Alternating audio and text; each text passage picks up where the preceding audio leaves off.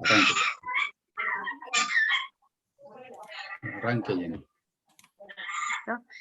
Muy buenas noches, compañeros, docente. Vamos a presentar pues, la actividad número 2. El equipo está conformado por Carlos Julio Zambrano, Edwin Andrés Vivas y quien les habla, Jennifer Estrada. Un saludo cordial al docente Einar. En esta oportunidad vamos a explicar la crisis del año 1998 con la ley 546 y 510 de 1999. Se nos pidió como tal, primero viendo unos videos. El primero hacía referencia al programa Séptimo Día, donde estaban pues dando la problemática sobre el desastre de la UPAC y que fue la crisis que se vivió en el año 1998. Este video nos relataba o nos informaba lo que demostró pues como tal que en el año 1998, cuando todas las tasas o los créditos de vivienda estaban regidos por la UPAC es una unidad pues como tal de medida para las tasas de los créditos. Esta inicialmente pues estaba ligada a la inflación, pero por una decisión del gobierno pasó a ser regida por la DTF, o sea, la de término fijo. Y esta medida o esta tasa de término fijo en este año llegó a un incremento tal que pues digamos las deudas en relación a los créditos de vivienda se volvieron imposibles de pagar para los colombianos, lo que forzó pues que muchos de ellos terminaran perdiendo sus viviendas y fueran desalojados de las mismas. Y adicional a eso, los bancos empezaron a emitir pagarés hasta por 120 años, o sea, que es más de lo que de la vida pues normal de un colombiano. Entonces, a raíz de esta situación, pues el gobierno lanzó como ese salvavidas con la ley 546 y la 510. En esta, pues primero hicieron el cambio de la UPAC a la VR, que es la unidad de valor real. Con esta medida ya está más regida por la inflación. Quiere decir que pues está más restringida porque estaba certificada por el DANE. Y adicional a eso, pues se colocaron algunas condiciones. Entre ellas está que las tasas de interés, pues se evaluaran en valor de la VR y se cobrara de forma vencida y no podría capitalizarse pues como tal esta tasa, es una tasa fija. Adicional a eso, también los plazos de amortización cambiaron, están entre 5 años, perdón, como mínimo y 20 y 30 años como máximo, perdón. Los montos de las cuotas de los pagos de estos créditos no pueden exceder lo que hoy conocemos como el mínimo vital, que es como una forma que el gobierno establece para que estos valores de pago de unidad habitacional no sean en perjuicio de los colombianos. Y por último, pues que estos créditos ya se pueden realizar abonos totales o parciales a la deuda sin que se llegue a incurrir como tal en alguna penalización. Entonces, de acuerdo a eso, podemos decir que en la actualidad las entidades bancarias que están reguladas por la Superintendencia Bancaria, pues están regidas por estas mismas leyes.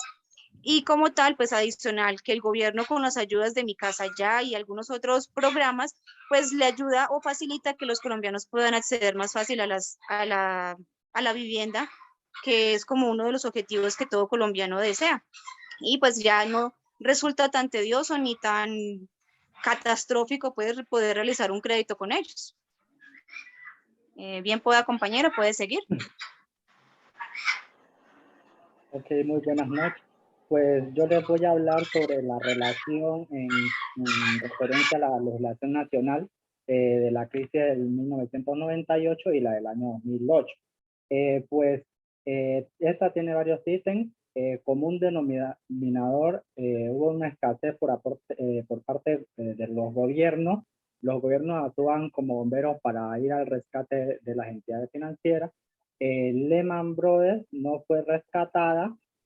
Los bancos colombianos fueron salvados por el gobierno, en este caso para Colombia, y hubo una unificación de medidas regulatorias con Basilea III.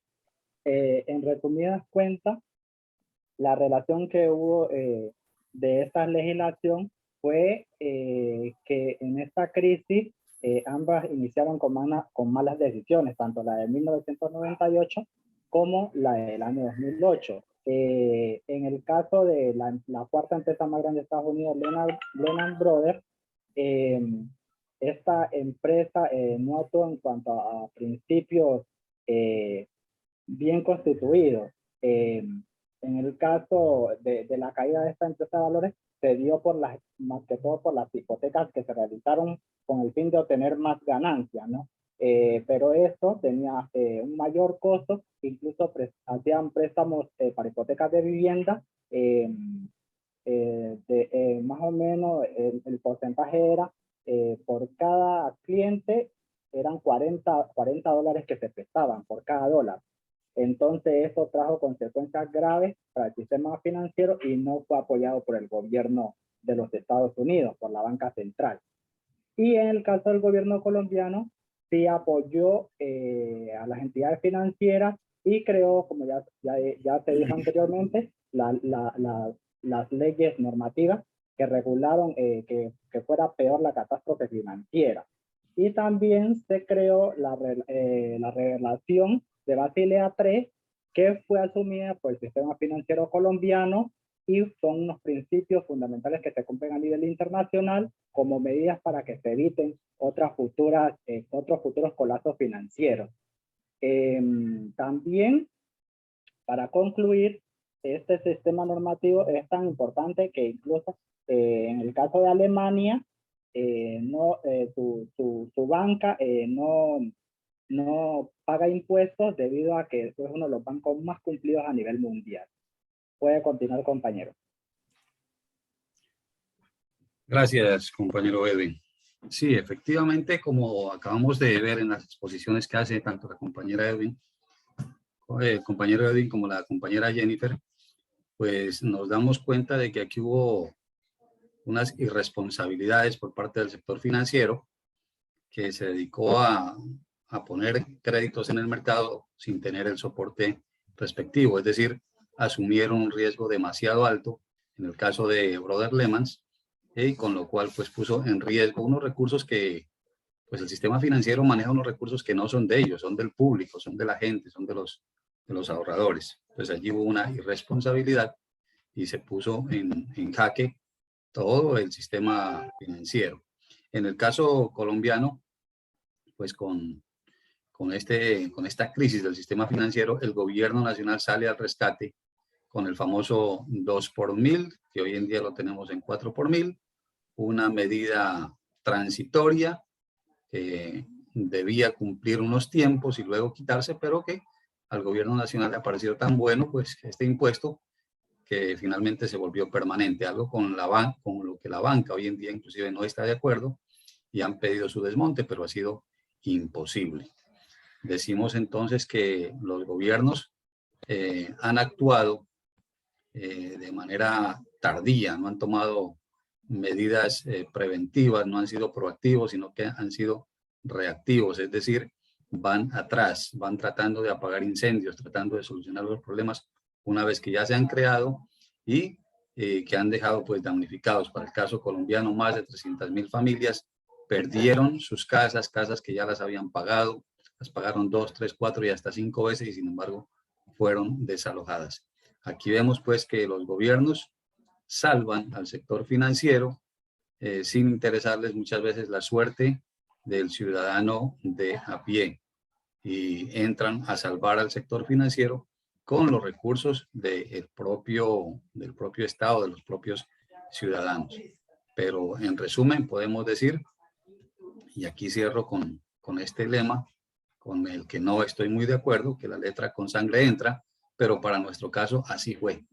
Tuvieron que perder los ahorradores, tuvieron que perder los dueños de las viviendas, quedarse en la calle, quedarse en la quiebra para que los gobiernos pudiesen actuar y gracias pues al sistema de Basilea III hoy en día hay un buen sistema de legislación internacional para controlar los excesos que puedan cometer los bancos y nos parece que eso es algo bastante positivo.